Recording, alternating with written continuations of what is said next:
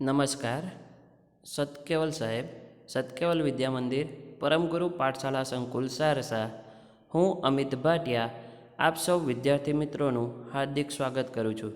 વિદ્યાર્થી મિત્રો, આજે આપણે ધોરણ 10 વિષય ગુજરાતી પાઠ નંબર 4, જેનું નામ છે ભૂલી ગયા પછી, જેનો લેખક પરિચય અને પાઠ સમજૂતી ભાગ 1નો વિગતે અભ્યાસ કરીશું.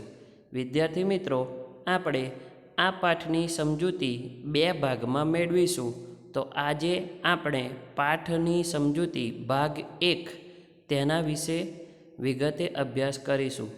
ધોરણ 10 વિષય ગુજરાતી પાઠ નંબર 4 ભૂલી ગયા પછી, લેખક પરિચય, પાઠ સમજૂતી ભાગ 1. તો સૌ પ્રથમ તો આપણે આ પાઠના લેખકનો પરિચય કેળવીશું. તો પાઠનું નામ છે ભૂલી ગયા પછી, અને જે પાઠના લેખકનું નામ છે રઘુવીર ચૌધરી. તેમનો જન્મ 5/12/1938ના રોજ થયો હતો. વિદ્યાર્થી મિત્રો, અહીંયા આપણે ખાસ ધ્યાન રાખીએ છીએ કે આપણે પાઠનું નામ છે, એના લેખકનું નામ છે અને એમનું જન્મ અને અવસાન આપેલું હોય છે. બરાબર. જો લેખક કે કવિનું અવસાન થયું હોય તો એની તારીખ આપેલ હોય છે, અને એ પોતાનું જીવન નિર્વાહ કરતા હોય તો એમની જન્મ તારીખ આપેલી હોય છે. આપણે આ પાઠનો સૌ પ્રથમ તો સાહિત્ય પ્રકાર જોઈશું. તો પાઠ નંબર 4 ભૂલી ગયા પછી, તેનો સાહિત્ય પ્રકાર છે એકાંકી. બરાબર. એકાંકી નાટક. આપણે જુદા જુદા સાહિત્ય પ્રકાર વિશે અગાઉના વિડીયોમાં અને અગાઉના ધોરણમાં અભ્યાસ કરી ગયા છે, જેના વિશે તમે જાણો છો. તો દરેક પાઠનો સાહિત્ય પ્રકાર પણ આપણે યાદ રાખવો પડે. બરાબર. દરેક પાઠ હોય કે કાવ્ય હોય, તેના સાહિત્ય પ્રકારોનું આપણે ખાસ ધ્યાન રાખીએ છીએ, અને એ પરીક્ષામાં પણ પૂછાય છે. તો આ પાઠનો સાહિત્ય પ્રકાર થશે એકાંકી. બરાબર. જોઈએ લેખક પરિચય. તો રઘુવીર દલસિંહ ચૌધરીનું વતન બાપુપુરા, જિલ્લો ગાંધીનગર છે. બરાબર. તો અહીંયા લેખકનું પૂરું નામ આવ્યું, એ પણ તમને પરીક્ષામાં પૂછાઈ શકે કે લેખકનું પૂરું નામ લખો. બરાબર. તો એનું નામ આવશે રઘુવીર દલસિંહ ચૌધરી, અને એમનું વતન બાપુપુરા, ગાંધીનગર જિલ્લામાં આવેલું એ એમનું વતન છે. નવલકથા, વાર્તા, નાટક, એકાંકી, નિબંધ, વિવેચન, રેખાચિત્ર, પ્રવાસ, ચિંતન, સંપાદન એમ સાહિત્યના મોટાભાગના પ્રકારોમાં તેમનું નોંધપાત્ર પ્રદાન છે. કે આપણે અહીંયા જોઈએ તો ગુજરાતી સાહિત્યના જુદા જુદા એવા સાહિત્ય સ્વરૂપો છે, જુદા જુદા એવા ઘણા બધા પ્રકાર છે, અને એ દરેક પ્રકારનું સાહિત્ય આપણા આ લેખકે લખેલું છે. જેમ કે નવલકથા, વાર્તા, નાટક, એકાંકી, નિબંધ, વિવેચન, રેખાચિત્ર, પ્રવાસ વગેરે એ મોટાભાગના પ્રકારોમાં તેમને તેમનું નોંધપાત્ર પ્રદાન આપ્યું છે. અમૃતા, વેણુવત્સલા, ઉપરવાસ કથાત્રયી, લાગણી, ગોકુળ મથુરા દ્વારકા, સોમતીર્થ એ તેમની નોંધપાત્ર નવલકથાઓ છે. તો વિદ્યાર્થી મિત્રો, અહીંયા આપણા લેખક રઘુવીર ચૌધરીએ લખેલી કેટલીક મહત્ત્વની નવલકથાઓના નામ છે, જે આપણે ખાસ યાદ રાખવાના છે. પરીક્ષામાં તમને આ રીતે પૂછાઈ જાય કે અમૃતા એ રઘુવીર ચૌધરીની કઈ કૃતિ છે? તો અને 3 ઓપ્શન આપ્યા હોય, નવલકથા, એકાંકી, નાટક. તો આપણો જવાબ આવે નવલકથા. એટલે આ રીતે આપણે લેખકની કૃતિને પણ વિગતે ધ્યાનમાં રાખવાની. તો આ લેખકે આપેલી નવલકથાઓના નામ આપણે ધ્યાનમાં રાખવાના છે. તો અમૃતા, વેણુવત્સલા, ઉપરવાસ કથાત્રયી, લાગણી, ગોકુળ મથુરા દ્વારકા, સોમતીર્થ એ એમની નોંધપાત્ર નવલકથાઓ છે. આગળ જોઈએ કે આકસ્મિક સ્પર્શ, નંદીઘર, પ્રાણ પ્રતિષ્ઠા, એ તેમના મહત્ત્વના વાર્તા સંગ્રહો છે. બરાબર, એમના 3 વાર્તા સંગ્રહોના નામ યાદ રાખીશું કે આકસ્મિક સ્પર્શ, નંદીઘર, પ્રાણ પ્રતિષ્ઠા એ તેમના વાર્તા સંગ્રહો છે. અશોકવન, ઝૂલતા મિનારા, સિકંદરની સાની નાટકના અને ડીમ લાઇટ ત્રીજો પુરુષ એકાંકીના નોંધપાત્ર સંગ્રહો છે. એટલે કે નાટક અને એકાંકી બંને અલગ છે. એકાંકી એ નાટક જેવું જ હોય, પરંતુ એમાં થોડોક ભેદ હોય છે. બરાબર, તો એમના નાટકના નામ યાદ રાખીશું: અશોકવન, ઝૂલતા મિનારા અને સિકંદર સાની. જ્યારે ડીમ લાઇટ ત્રીજો પુરુષ એ 2 એમના એકાંકી સંગ્રહો છે. સહરાની ભવ્યતા અને તિલક એ રેખાચિત્રના પુસ્તકો છે. બરાબર, આ પણ પૂછાઈ શકે કે સહરાની ભવ્યતા અને તિલક એ રઘુવીર ચૌધરીના કયા પ્રકારનું સાહિત્ય છે? તો એ આવશે રેખાચિત્ર. બરાબર, તેમને રંજીતરામ સુવર્ણચંદ્રક, ગુજરાત સાહિત્ય અકાદમી એવોર્ડ અને સાહિત્ય અકાદમી દિલ્હીનો એવોર્ડ, દર્શક એવોર્ડ તથા સાહિત્ય માટેનો સર્વોચ્ચ રાષ્ટ્રીય જ્ઞાનપીઠ પુરસ્કાર એનાયત થયો છે. કે એમને મળેલ જુદા જુદા એવોર્ડ, પારિતોષિક, ઇનામોના નામ પણ આપણે યાદ રાખવાના છે. કે તેમને રંજીતરામ સુવર્ણચંદ્રક, ગુજરાત સાહિત્ય અકાદમી એવોર્ડ, સાહિત્ય અકાદમી દિલ્હીનો એવોર્ડ, દર્શક એવોર્ડ, સાહિત્ય માટેનો સર્વોચ્ચ રાષ્ટ્રીય જ્ઞાનપીઠ પુરસ્કાર પણ તેમને મળેલો છે. આ જે જ્ઞાનપીઠ પુરસ્કાર છે એ દર વર્ષે જુદી જુદી ભાષાના જુદા જુદા સાહિત્યકારોને આપવામાં આવે. ગુજરાતી સાહિત્યમાં 3 જ એવા લેખક કે કવિ છે જેમને આ એવોર્ડ મળ્યો છે. બરાબર, 3 કે 4 એવા. અને એવા સર્વોચ્ચ એવોર્ડ, જેમ આપણે ભારત રત્ન એ સર્વોચ્ચ એવોર્ડ છે, એવી રીતના સાહિત્યનો સર્વોચ્ચ એટલે કે સાહિત્યમાં ખૂબ જ વખણાતો, ખૂબ જ મોટામાં મોટો એવો એવોર્ડ, અને તેનું નામ છે જ્ઞાનપીઠ પુરસ્કાર. એ જ્ઞાનપીઠ પુરસ્કાર આપણા આ લેખકને મળેલું છે. તો વિદ્યાર્થી મિત્રો, આપણે અહીંયા લેખકના વિશે માહિતી મેળવી, એમનો પરિચય કેળવ્યો. તો ખાસ આપણે લેખકનું નામ યાદ રાખવાનું, પૂરું નામ, એમનું ઉપનામ, જન્મસ્થળ અને એમને લખેલું સાહિત્ય એટલે કે એમને રચેલ બધી કૃતિઓના નામ, એનો વિગતે અભ્યાસ કરવાનો. અને વિદ્યાર્થી મિત્રો, તમે તમારી નોટબુકમાં એને લખીને એને યાદ રાખશો. એને અલગથી એના મુદ્દા તારવશો કે એમની નવલકથાઓના નામ કયા છે, વાર્તા સંગ્રહો કઈ છે, એકાંકી કઈ છે, નાટક કઈ છે, જેથી તમને પરીક્ષામાં ગમે તેવો પ્રશ્ન પૂછાય તો તમે એનો યોગ્ય જવાબ લખી શકો. હવે આપણે લેખક પરિચયમાં અહીંયા બીજા ફકરામાં આપણા આ પાઠ વિશે આપેલું છે. એટલે કે પાઠનો સારાંશ સંક્ષિપ્તમાં, ટૂંકમાં પાઠ વિશે આપેલું હોય, જેનો આપણે અભ્યાસ કરીએ. તો આ એકાંકીમાં સંબંધ, વિચ્છેદ અને ફરી સંબંધ બાંધવાની ઘટનાઓ છે. કે આ પાઠમાં ભૂલી ગયા પછી, કેવું સુંદર નામ આપ્યું છે લેખકે કે ભૂલી ગયા પછી. તો આ પાઠમાં કયું વિષય વસ્તુ છે?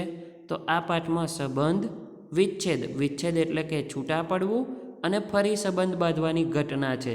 જે આપણે પાઠ ભણીશું એટલે એનો વિગતે અભ્યાસ કરીશું. અને તેનું કારણ પિતા વિરાટનું પુત્રી મનીષાની ક્ષમતા વિશેનું અજાણપણું છે. મનીષા અને નરેનના લગ્ન ન કરી શક્યા, પરંતુ તેમનો પ્રેમ જળવાયો છે. આબુ ઉપર પર્વતારોહણ દરમિયાન એક કુટુંબને રીછથી બચાવવાનું મનીષાનું પરાક્રમ સૌને નવેસરથી વિચાર કરવા પ્રેરે છે.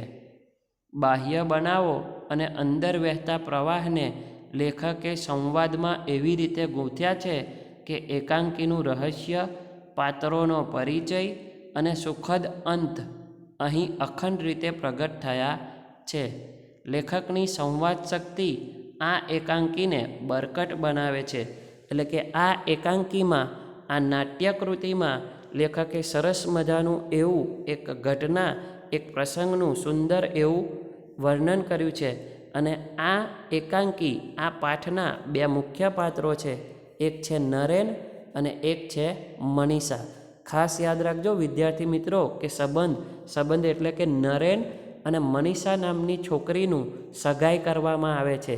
એ બંનેનું લગ્ન કરવાનું હતું, પરંતુ મનીષાના પિતા વિરાટ બાબુ, શું નામ છે? વિરાટ, એ પોતાની પુત્રી વિશે વિચારે છે કે મારી પુત્રી ગરોળીથી ડરનારી છે અને નરેન તો વન રક્ષક છે, એ વન અધિકારી છે અને વનમાં તો સિંહ ને એવા મોટા મોટા હિંસક પ્રાણીઓ હોય, તો મારી દીકરી કઈ રીતે પોતાનું જીવન જીવી શકશે? એવું વિચારીને પોતાની દીકરીને નરેન સાથે જે સંબંધ બાંધ્યો છે, સગાઈ બાંધી છે, એ તોડી નાખે છે. પરંતુ તેમ છતાંય નરેન અને મનીષાનો પ્રેમ જળવાઈ રહે છે કે પિતાના અજાનપણા ખાતર. બરાબર, આપણે આગળ જોયું કે પિતાનું પોતાની પુત્રી પ્રત્યેનું અજાનપણું છે અને આ અજાનપણાને કારણે મનીષા અને નરેન લગ્ન કરી શકતા નથી, પરંતુ એમનો પ્રેમ એ જળવાઈ રહે છે. અને ત્યારબાદ મનીષા એ આબુમાં પર્વતારોહણ દરમિયાન એક કુટુંબને રીંછના હુમલાથી બચાવે છે અને એનું આ પરાક્રમ એના પિતાને, એના ઘરના લોકોને અને દરેક લોકોને નવેસરથી વિચાર કરવા પ્રેરે છે. એટલે કે આ બધા બાહ્ય બનાવો છે, બાહ્ય બનાવો એટલે કે બહાર બનતા બનાવો છે, પરંતુ અંદર વહેતા આ પ્રવાહને લેખકે અહીંયા સંવાદમાં સુંદર રીતે ગૂંથ્યું છે. સંવાદ એટલે કે લોકો વાતચીત કરતા હોય, બે લોકો વાતચીત કરતા હોય, એને આપણે સંવાદ કહીએ. તો આ જે બધી ઘટનાઓ છે એ જુદા જુદા પાત્રો દ્વારા સંવાદ શૈલીમાં સુંદર રીતે અહીંયા લેખકે વર્ણવી છે. અને એકાંકીનું રહસ્ય કે એ રહસ્ય છેક છેલ્લે સુધી રહે છે. એ પાત્રોનો પરિચય અહીંયા એકાંકીમાં સુખદ અંત આવે છે. એ આપણને લેખકની શક્તિનો પરિચય કરાવે છે. કે આપણે જોયું તેમ કે મનીષા અને નરેન લગ્ન કરી શકતા નથી. પોતાના પિતા એ પોતાની પુત્રી પ્રત્યે અજાણ છે કે એમની પુત્રી પણ આટલી બહાદુર હોઈ શકે, અને એટલા માટે એ નરેન જોડે લગ્ન કરાવતા નથી. અને ફરીથી બંને જણા કઈ રીતે મળે છે, એટલે કે સંબંધ એટલે કે પહેલાં સગાઈ થાય છે, પછી વિચ્છેદ કે પિતાની ગેરસમજને કારણે બંનેને છૂટું પડવું પડે છે, અને પછી પાછા એક એવી ઘટના બને છે જેના કારણે બંને જણા મનીષા અને નરેન ફરીથી મળે છે અને લગ્ન કરે છે. આ ત્રણ ઘટનાનું સુંદર એવું વર્ણન આપણા આ પાઠમાં કરેલું છે, જેનું નામ છે ભૂલી ગયા પછી. જે પાઠને આપણે વિગતે અભ્યાસ કરીશું અને એને સમજીશું. તો આ પાઠમાં પ્રેમ વિશે વાત કરી છે કે સાચો અને નિસ્વાર્થ પ્રેમ એ ઉધ્વગતિ પામે, એટલે કે આગળ વધે. કે નરેન અને મનીષાનો એ સાચો અને નિસ્વાર્થ પ્રેમ હતો, અને એટલા માટે જ એ બંને પહેલાં મળ્યા, છૂટા પડ્યા અને ફરીથી પાછા મળે છે. અને સ્ત્રીમાં ખૂબ જ શક્તિ છે કે સ્ત્રી ધારે ને એ કરી શકે. આપણે સ્ત્રીને અબળા ગણીએ છીએ.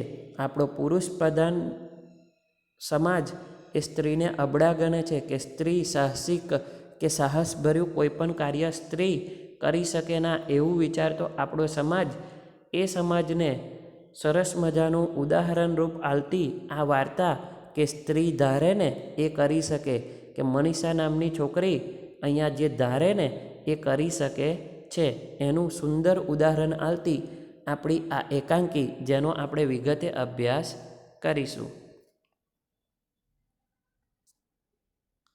પાઠ સમજૂતી જોઈએ. તો પાઠ સમજૂતીમાં સૌ પ્રથમ તો આપણને અહીંયા લેખકે પાત્રો આપ્યા છે, અને આ એકાંકી છે. આ એકાંકીને તમે એને નાટક સ્વરૂપે ભજવી પણ શકો. એનું આપણે અભિનય અથવા તો એનું અભિનય કરીને એને ભજવી પણ શકાય. તો દરેક નાટક કે એકાંકીના કેટલાક પાત્રો હોય, અને એ પાત્રોની સમજ સૌ પ્રથમ તો આપણે કેળવવી પડે. તો આના મુખ્ય પાત્રો વિશે આપણે સમજ મેળવીએ. તો પહેલું પાત્ર છે સલોની. વિદ્યાર્થી મિત્રો ખાસ યાદ રાખજો, સલોની એ કોણ છે? તો અહીંયા આપણા આ એકાંકી ભૂલી ગયા પછીનું મુખ્ય પાત્ર છે નરેન. કોણ? નરેન અને મનીષા. નરેન અને મનીષાની વચ્ચે જ આખો પાઠ ચાલે છે. તો આ સલોની નામની જે છોકરી છે એ નરેનની બાની છે. કોણ છે? નરેનની બાની. એના પછી છે નરેન અને મનીષા. એ આપણા આ એકાંકીનો મુખ્ય પાત્ર છે. બરાબર. એના પછી છે કનોજ. એ કનોજ સલોનીનો મિત્ર છે. કોનો? સલોની. અને સલોની કોણ છે?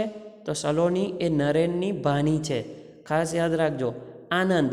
એ આનંદ કોણ છે? તો આનંદ એ મનીષાનો ભાઈ છે. કોણ છે? આનંદ એ મનીષાનો ભાઈ. અને વિરાટ. વિરાટ એ મનીષાના પિતા છે. આટલા પાત્રો વચ્ચે આપણી આ એકાંકી ચાલે છે. વિદ્યાર્થી મિત્રો, પાત્રોને ખાસ ધ્યાનમાં રાખશો તો પાઠમાં વધારે ખબર પડશે. એકવાર ફરીથી પાત્રોને સમજી લઈએ કે સલોની એ નરેનની બાની છે. નરેન અને મનીષા આ એકાંકીના મુખ્ય પાત્રો છે. કનોજ એ સલોનીનો મિત્ર છે. આનંદ એ મનીષાનો ભાઈ છે. અને વિરાટ એ મનીષાના પિતા છે. બરાબર. ચાલો તો આપણે આ પાઠને શબ્દશ સમજીએ. હું પાઠને સમજાવતા વચ્ચે કેટલાક સમાનાર્થી શબ્દો પણ તમને જણાવીશ, જેની નોંધ તમે કરતા રહેશો. અને તમે પણ હું જ્યારે આ પાઠ વાંચતો હોય અને સમજાવતો હોય ત્યારે એમાં ધ્યાન રાખશો અને કેટલીક મહત્ત્વની બાબતોનું નોંધ કરી લેશો. તો પાઠ સમજૂતી મેળવીએ. સૌ પ્રથમ તો આપણું નાટક કે એકાંકી હોય એટલે એની પૂર્વ તૈયારી કરવી પડે. જેમ તમે જોયું હશે કે પડદો બંધ હોય અને પડદો પડે એટલે પાછળ જે એનો અભિનય કરનાર છે એમને પૂર્વ તૈયાર કરેલી હોય. તો અહીંયા પૂર્વ ભૂમિકા લેખકે આપેલી છે. તે જોઈએ. કૌંસમાં આપીને છે કે આબુ પર પર્વતારોહણ શિબિરમાં આવેલા સલોની અને કનોજ ખભે દોરડા ભરાવી સ્ફૂર્તિથી ચાલ્યા આવે છે. એમની વચ્ચે એક બાળપણના સ્નેહી નરેનને જોઈને મનીષા ભાષણ કરતાં અટકી ગયેલી. બીજી ઘટના બને છે કે અકસ્માતો નડવા છતાં એને હિમાલયના શિખરો સર કરેલા અને ગઈકાલે એને એક કુટુંબને રીંછ સામે રક્ષણ આપી બચાવી લીધું એ વિશે વાતચીત થાય છે. એ બંને હવે વન અધિકારી નરેનના નિવાસે આવી પહોંચ્યા છે. બરાબર. તો આપણું આ જે એકાંકી શરૂ થાય છે એ પહેલાં એની પૂર્વ તૈયારી અહીંયા લેખકે આપણને આપી દીધી છે કે આ બધા આ રીતના બેઠા છે અને એના બાદ એનો સંવાદ આપ્યો છે અને એ સંવાદ દ્વારા આપણે પાઠને સમજીશું. તો શું છે કે આબુના પર્વત ઉપર એક શિબિર ચાલી રહી છે. શિબિર એટલે કે છાવણી. સમાનાર્થી શબ્દમાં પૂછાઈ શકે. બરાબર.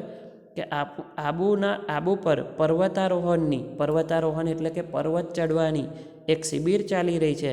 અને એ શિબિરમાં સલોની અને એનો મિત્ર કનોજ, સલોની એટલે કે નરેનની બાની અને એનો મિત્ર કનોજ એ જોડાયા છે અને પોતાના ખભે દોરડા ભરવીને સ્ફૂર્તિથી ચાલ્યા આવે છે. બરાબર. એમ. અને એમની વચ્ચે એક ઘટના છે કે બાળપણના સ્નેહી નરેનને જોઈને મનીષા ભાષણ કરતાં અટકી ગયેલી. તો આ જે સલોની અને કનોજ જોડે જે પેલી મનીષા છે એ ભાષણ કરતાં અટકી ગઈ છે. હવે અહીંયા મનીષા વિશે વાત છે બીજા મુદ્દામાં કે અકસ્માતો નડવા છતાં એટલે કે ઘણી બધી મુશ્કેલીઓ આવવા છતાં એને હિમાલયના શિખરો સર કરેલા. હિમાલયના શિખરો સર કરવા રૂઢિપ્રયોગ છે. બરાબર. હિમાલયના શિખરો સર કરવા એટલે સફળતા મેળવવી. એમ કે એને ઘણે બધા મુશ્કેલીઓ આવી એનો સામનો કરીને એ સફળ બની હતી. અને એ મનીષાએ ગઈકાલે એક કુટુંબને રીંછ સામે રક્ષણ આપીને બચાવ્યું હતું. કે આબુમાં એક રીંછનો હુમલો થયો હતો અને એ કુટુંબને એ મનીષાએ બચાવ્યું હતું. અને એના વિશે વાતચીત કરતાં એ શિબિરમાં, એ છાવણીમાં એની વાતચીત ચાલી રહી છે. અને આ વાતચીત કરતાં ભાષણ આપતા પેલી મનીષા છે એ અટકી ગઈ છે. કેમ કે આ બધાય હવે પેલો જે વન અધિકારી છે નરેન એના નિવાસે એટલે કે એના ઘરે આવી પહોંચ્યા છે. આ જે નરેન અને મનીષા છે એ પહેલાં એકવાર ભેગા થયા હતા.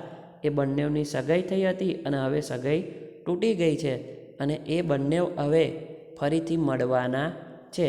અને ત્યાંથી આપણી એકાંકી આપણું આ નાટક આગળ ચાલે છે. બરાબર કે આ રીતે બધાય એ જે આબુનો વન અધિકારી છે નરેન એના ઘરે આવી પહોંચ્યા છે. ત્યાંથી આગળ જોઈએ કે સલોની કહે, નરેનભાઈ, ગઈકાલે 4 અરસામાં તમે ભરત ટેન્ક પાસે થઈને પસાર થયા હતા? એટલે સલોનીએ પ્રશ્ન પૂછ્યો નરેનને, કારણ કે હવે પેલા બધાય નરેનની ઘરે આવી ગયા છે. બરાબર, કોણ? તો કે સલોની અને કનોજ. બરાબર, એ હવે નરેનની ઘેર આવ્યા છે અને નરેન સાથે વાતો કરી રહ્યા છે. એટલે સલોની નરેનને પૂછે છે કે નરેનભાઈ, ગઈકાલે તમે 4 એટલે કે 4 વાગ્યાની આસપાસ ભરત ટેન્ક પાસેથી પસાર થયા હતા? એટલે નરેન પુસ્તક બાજુમાં મૂકતા, એટલે કે નરેન ત્યારે પુસ્તક વાંચતો હશે એટલે એને પુસ્તક બાજુમાં મૂક્યું અને કહ્યું, હા, તમે લોકો એ વિસ્તારમાં હતા? તો મને બોલાવ્યો કેમ નહીં? અહીં જંગલમાં કોઈ ઓળખીતો અવાજ કાને પડે એવું બનતું જ નથી. મને કોઈએ બોલાવેલો? બરાબર, અહીંયા નરેનને એ ઘટના વિશે ખબર જ નથી. એટલે નરેન પૂછે છે કે હા, એ વખતે હું ત્યાં હતો. કેમ, તમે ત્યાં હતા? જો તમે ત્યાં હોત તો મને કેમ બોલાવ્યો નહીં? અહીંયા આ આબુના જંગલમાં ઓળખીતાનો અવાજ આવે એવું થતું જ નથી. બરાબર, કે કોઈએ મને બોલાવેલો એમ એવી રીતના એ પૂછે છે. એટલે સલોની કહે છે કે ના, તમને જોઈને કોઈક બોલતા અટકી ગયેલું. બરાબર, એટલે કોણ બોલતા અટકી ગયેલું? યાદ કરો, પેલી મનીષા. બરાબર, કે એમને જોઈને પેલી મનીષા, જે આ કનોજ છે, સલોની અને મનીષા એ જતા હશે એ ભરત ટેન્ક પાસેથી અને ત્યાંથી પછી એ અટકી ગયા હશે. બરાબર, એમ. એટલે સલોનીએ કીધું કે ના, અમે તો નહોતા જોયા, પણ તમને ત્યાં આગળ જોઈને કોઈક બોલતા અટકી ગયેલું. એટલે નરેન કે, મારા જેવા સાદા માણસને તારી આ ગોપિત વાણી નહીં સમજાય. ગોપિત એટલે છુપી. બરાબર, છાની વાતો એમ. એટલે નરેને ખૂબ જ સુંદર જવાબ આપ્યો કે મારા જેવા સાદા માણસને તારી આ ગોપિત એટલે કે ગોલ ગોલ ફેરવે એવી છુપી વાતો સમજાતી નથી. એટલે સલોનીએ કીધું, લો, આ સમાચાર વાંચો, લો, એમાં ફોટો છે અને સમાચાર તમારા માટે અજાણ્યા નથી. બધા પર્વતારોહકો જાણે છે. દીદીએ રીંછના હુમલામાંથી પેલા સુરતી કુટુંબને બચાવ્યું નહોતું. બરાબર, એટલે સલોનીએ અહીંયા એની વાત કરી દીધી કે દીદીએ પેલા કુટુંબને બચાવ્યું નહોતું રીંછના હુમલામાંથી, અને આખું આબુ દરેક લોકો એને જાણે છે. એટલે કનોજ કહે છે, અહીંના રીંછ વિશે તો નરેનભાઈ જાણતા જ હશે ને? બરાબર, કેમ? કેમ કે નરેન ત્યાંનો વન અધિકારી છે અને આબુ એ રીંછનું અભયારણ્ય છે. આબુમાં રીંછ રહેતા હોય છે. બરાબર, આબુ પોતાના ત્યાંના રીંછ માટે, હવા ખાવાના સ્થળ માટે જાણીતું છે. એટલે કનોજ કહે છે કે તમે તો અહીંના રીંછ વિશે જાણતા જ હશો ને? એટલે નરેન કહે છે, હા, એ માનવભક્ષી નથી હોતા. માણસને જોઈને જનૂનથી પ્રતિકાર કરે છે. માનવભક્ષી એટલે માણસને ખાનાર. એટલે નરેન એ રીંછ વિશે સમજાવે છે કે અહીંના રીંછ એ માનવભક્ષી એટલે કે માનવને ખાઈ જાય એવા હોતા નથી, પરંતુ માનવને જોઈને જનૂનથી પ્રતિકાર કરે છે. જનૂનથી એટલે કે ગુસ્સાથી, અને પ્રતિકાર એટલે કે સામનો. કે અહીંના રીંછ એવા છે કે માણસને જોઈને ગુસ્સાથી એનો સામનો કરે છે. એમના હાથના પંજા આપણા મોં પર વાગી ગયા તો ભારે જોખમ, અને આ સમાચાર મુજબ તો ભાગ્ય જ બચત. 8-10 વર્ષના 2 બાળકો સાથે નીકળનાર એ કુટુંબને ધન્ય છે. તો જુઓ વિદ્યાર્થી મિત્રો, અહીંયા એક ઘટના બની છે કે આબુમાં એક સુરતી કુટુંબ છે, એ પોતાના 8-10 વર્ષના 2 બાળકો લઈને ફરવા ગયું છે અને એમને એક રીંછે એમના ઉપર હુમલો કરી દીધો છે અને એ રીંછના હુમલામાં પેલી જે મનીષા છે, નરેનની મંગેતર હતી, બરાબર, એ મનીષાએ એ રીંછના હુમલામાંથી અહીંયા એ સુરતી કુટુંબને બચાવ્યું છે. અને નરેનને પેલી સલોની અને કનોજ એ મનીષા વિશે સમજાવી રહ્યા છે કે જણાવી રહ્યા છે, બરાબર. તમને આટલી વાત તો સમજાઈ હશે. એટલે નરેન વાતો કરતાં કરતાં ત્યાં આબુના રીંછો વિશે જણાવે છે, બરાબર. અને એને કહે છે કે સારું થયું કે એ લોકોને ભારે જોખમ એટલે કે ભારે મુશ્કેલીમાં મુકાયા નહીં. એટલે કનોજ આગળ કહે છે કે કદાચ રસ્તો ભૂલ્યા હશે અથવા અમારી ટુકડીને દૂરથી જોઈને ટૂંકો રસ્તો લીધો હશે. કેમ કે આ કનોજને સલોની પણ ત્યાં પર્વતારોહણ કરવા આવ્યા છે, બરાબર. એટલે પેલો કનોજ કહે છે કે કદાચ એ કુટુંબના લોકો રસ્તો ભૂલ્યા હશો, બરાબર. એટલે સલોની હવે મૂળ વાત નરેનને કહે છે કે એમને ખબર હતી કે અહીં કોચ તરીકે સેવાઓ આપતા બહેન સુરતના છે અને એમનું નામ એટલે મનીષા દેસાઈ. આ મનીષા દેસાઈ એ જ છે કે જેની સાથે સગાઈ થઈ હતી નરેનની, બરાબર. એટલે હવે સલોની અને કનોજ એ મનીષા વિશે નરેનને જણાવી રહ્યા છે કે સલોની કહે છે કે એ સુરતી કુટુંબને ખબર હશે કે અહીંના કોચ તરીકે, કોચ એટલે ટ્રેનિંગ આપનાર, બરાબર, બહેન એ સુરતના જ છે અને એમનું નામ છે મનીષા દેસાઈ. આગળ જોઈએ કે નરેન ધીમેથી મનમાં બોલે છે, મનીષા, સુરત, ખેર જે હોય તે. ખેર એટલે ભલે જે હોય તે. એને એની પેલી મનીષા યાદ આવી જાય છે, બરાબર ને. સારું થયું આ સમાચાર છપાયા, તેથી લોકો જરા સંભાળીને ફરશે, બરાબર. સંભાળીને એટલે કે સાચવીને. એટલે કે નરેન તો અહીંયા અજાણ હોય, એને એ મનીષાને ઓળખતો જ ના હોય એ રીતના વર્તન કરવા લાગ્યો. એને એક સમય થયું હોય તેવું કે પેલી તો મનીષા નહીં ને જેની સાથે એની સગાઈ થઈ હતી, બરાબર. એટલે નરેન ધીમેથી બોલે છે, મનીષા, સુરત, ખેર ભલે જે હોય તે. અને એ પાછો કહેશે કે સારું થયું કે આ સમાચાર છપાયા, તો લોકો હવે સંભાળીને તો ચાલશે આબુમાં. એટલે સલોની કહે છે, આમાં પણ તમને કશું રોમાંચક ન લાગ્યું?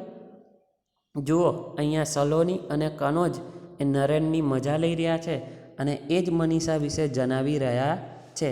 એટલે સલોની મસ્તીમાં કહે છે કે આમાં તમને કંઈ રોમાંચક ના લાગ્યું મનીષા નામ સાંભળીને?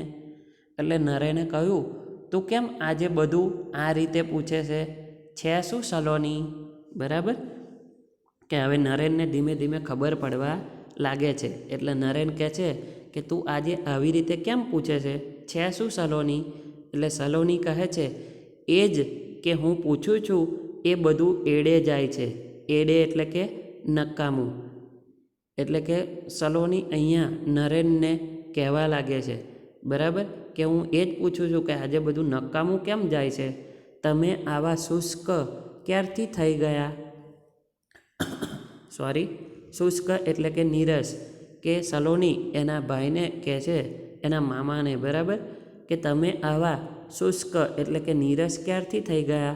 મમ્મી તો કહેતી હતી કે મામાના નરેનભાઈ મોટા કવિ થશે, બરાબર. એટલે કે અહીંયા મામાનો છોકરો છે નરેન, બરાબર.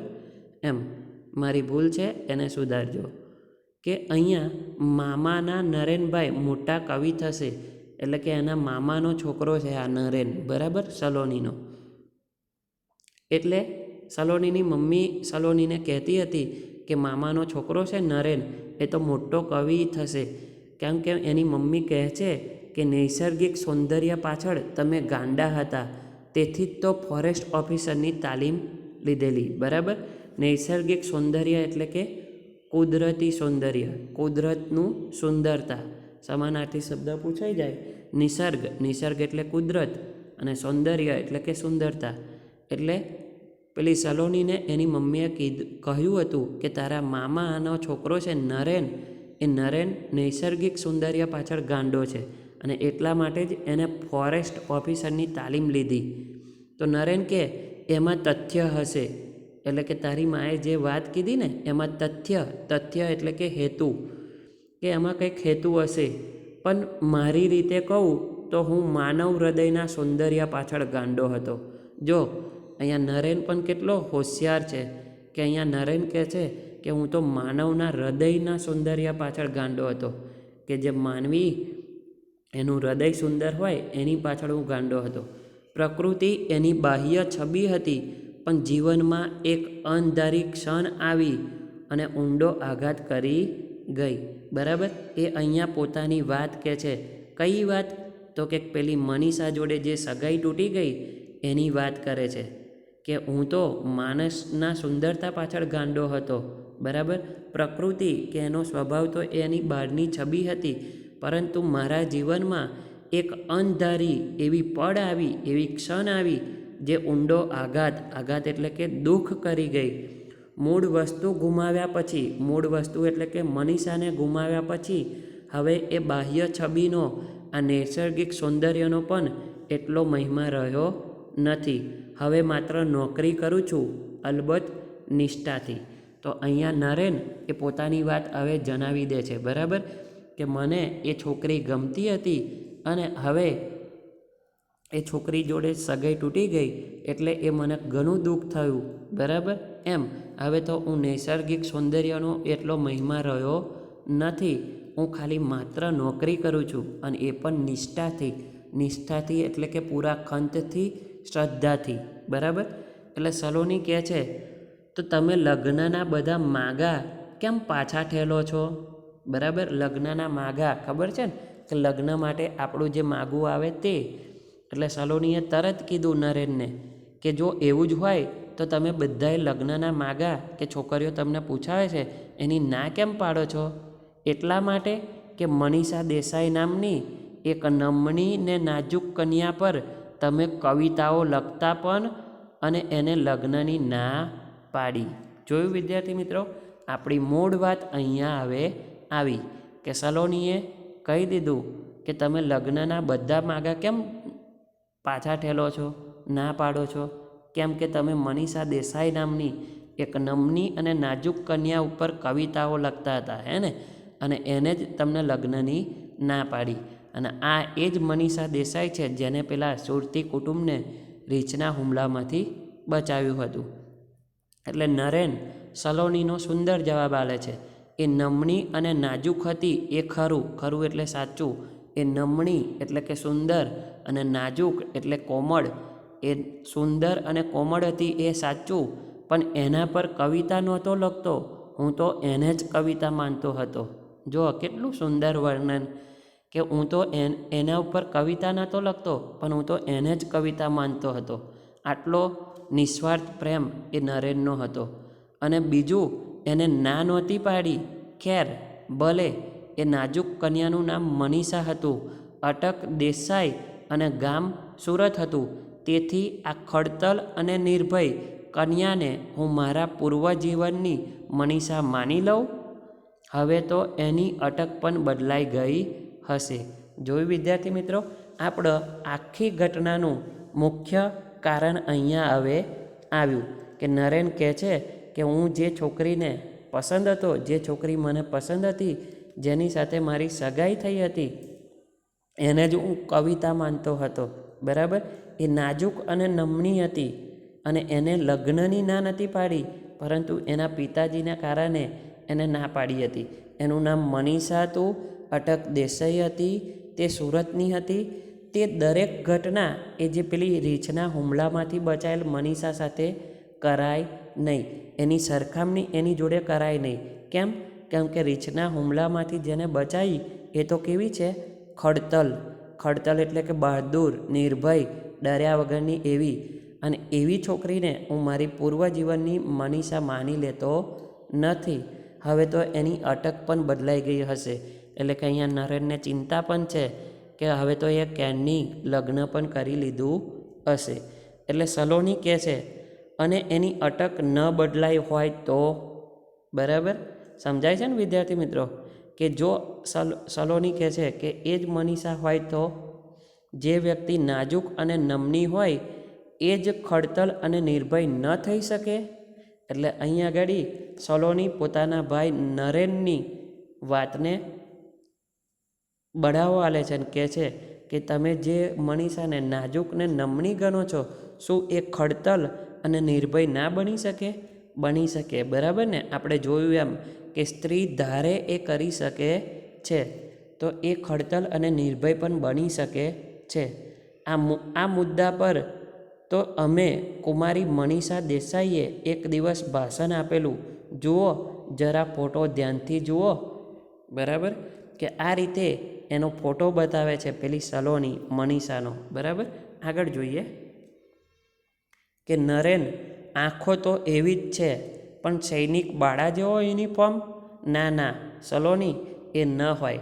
જો અહીંયા ફોટો જોઈને એને ખબર પડી ગઈ કે એની એ પેલી જ મનીષા છે, પરંતુ હવે મનીષા જે પહેલાં હતી નાજુક ને નમની, એવી હવે મનીષા રહી નથી, બરાબર? અને એનો ફોટો જોઈને એ કહે છે, અને પાછો આ નરેન એ થોડાક મજાકિયા સ્વભાવનો છે, મસ્તી કરતો કહે છે કે આંખો તો એવી જ છે, એટલે કે આ ફોટો તો એનો જ છે, પરંતુ સૈનિક બાળાનો યુનિફોર્મ, બરાબર? એમ એટલે સલોની કહે છે, તમે આ ફોટા સાથે તમારી કલ્પના મૂર્તિને સરખાવો છો કે મૂળ વસ્તુને, કે મનીષા દેસાઈને? તો સામે પક્ષે સલોની પણ એટલી હોશિયાર છે અને કહી દે છે કે તમે આ ફોટા સાથે તમારી કલ્પના મૂર્તિને, એટલે કે તમારા વિચારોને સરખાવો છો કે મૂળ વસ્તુ મનીષા દેસાઈને, બરાબર? કેમ કે હવે આ વાત પેલા નરેનને માન્યામાં જ નથી કે જે મનીષા જેની સાથે એની સગાઈ થઈ હતી એ નાજુક નમની કોમળ આટલી ખડતર અને બહાદુર કઈ રીતે થઈ ગઈ, એ વાતને માનવા નરેન રાજી નથી, અથવા તો એને એના ઉપર વિશ્વાસ જ થતો નથી કે જે છોકરી ગરોળીથી દળનારી હતી એ આજે આટલી બહાદુર થઈ ગઈ છે. એ વાત નરેનને માનવામાં આવતી નથી. આગળ વધીને નરેન કહે છે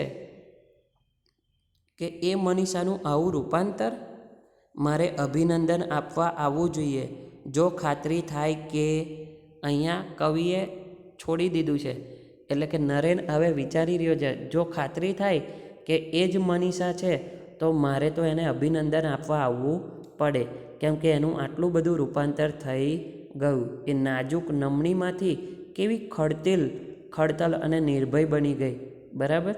એમ આગળ સલોની કહે છે, ચોથી લીટીમાં જુઓ કે પ્રયત્ન કરી જોઈએ મનીષા બહેનને ખ્યાલ ન આવે એ રીતે, બરાબર? પાછી સલોની પણ હોશિયાર છે ને એ કહે છે કે આપણે એમને અભિનંદન આપીએ, પરંતુ મનીષા બહેનને ખબર ના પડે એ રીતે. એટલે સલોનીનો મિત્ર કનોજ બોલે છે કે કનોજ, તું આનંદને અહીં મોકલશે? પછી એની સાથે કેમ્પ પર આવી જઈશ. એટલે હવે પેલો આનંદ, આ જે બધી ઘટના છે એ બરાબરની ચાલી રહી છે. સલોની કહે છે, ચાલો વરંડામાં બેસીએ. વરંડો એટલે ઘરની આગળની જગ્યા, ગેલેરી, બરાબર? કે હવે સલોની પેલા નરેનને કહે છે કે ચાલો વરંડામાં બેસીએ, સૂર્યનો પ્રકાશ છે ત્યાં સુધીમાં આ તમારા બંગલાના ફૂલ છોડની શોભા જોઈએ, બરાબર? નરેન કહે, તું ચાલ, ખુરશીઓ હું લાવું છું. મારી અત્યાર સુધીની નોકરીમાં આ સૌથી સુંદર મકાન મને મળ્યું છે, જાણે કે હું અહીંનો માનવંતો મહેમાન ન હોય. માનવંતો એટલે કે વહાલો, બરાબર? માનનીય. તો અહીંયા સલોની કહે છે, અરે પેલો ગુલમોર કેવો ખીલ્યો છે. નરેન, એની ઉંમર ખબર છે? આપણા બંનેની ઉંમરના સરવાળાથી પણ વધારે હશે.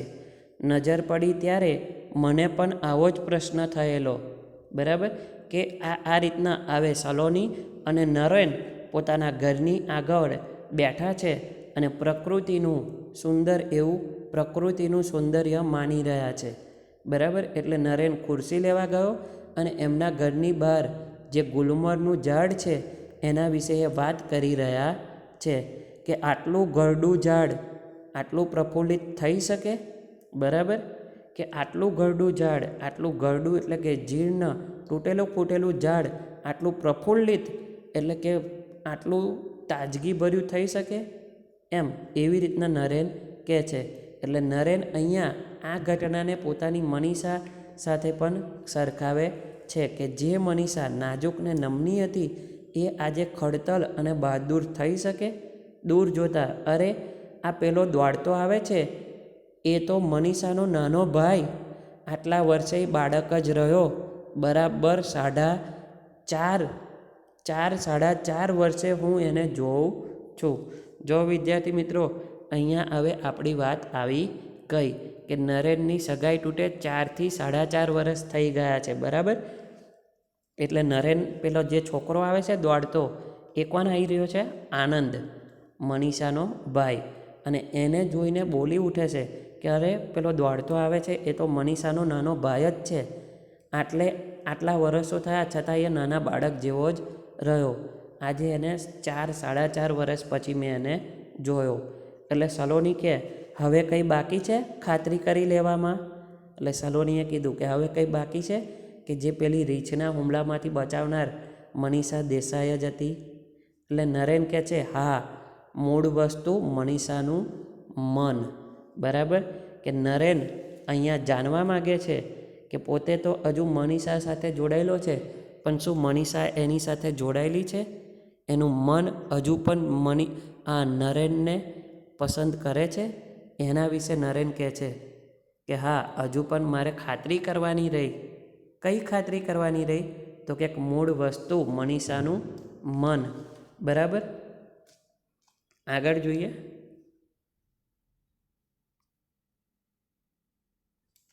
એક મિનિટ, સોરી.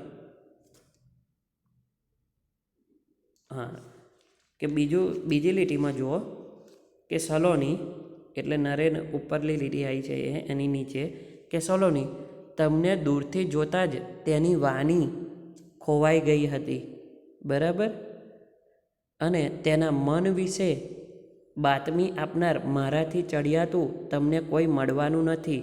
એ તમને ચાહે છે, એના પ્રેમમાંથી જ એનું આ શૌર્ય જાગ્યું હશે. કે આ જે સલોની છે એ નરેનનો જવાબ આપતા કહે છે કે તમે ખાલી એનું મન વિચારો છો કે એ શું તમને હજુ ચાહે છે એવું જાણવા માગો છો? તો એની બાતમી એટલે કે સમાચાર આપનાર મારાથી ચડિયાતું બીજું કોણ હોય?